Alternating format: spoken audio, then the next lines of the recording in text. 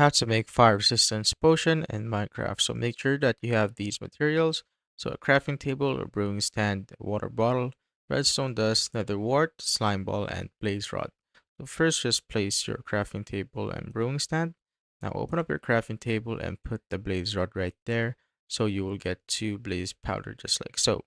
Now open up your brewing stand and only get 1 blaze powder and put it right here.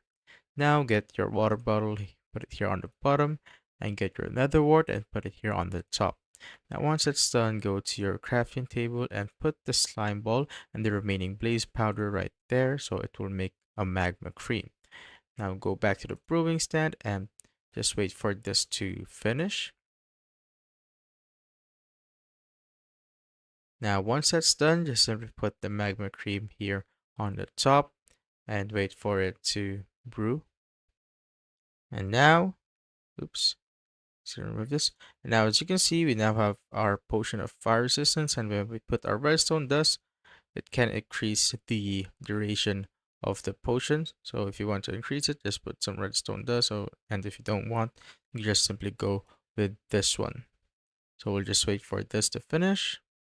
And now as you can see, the potion effect earlier was 3 minutes, and now it has an 8-minute duration.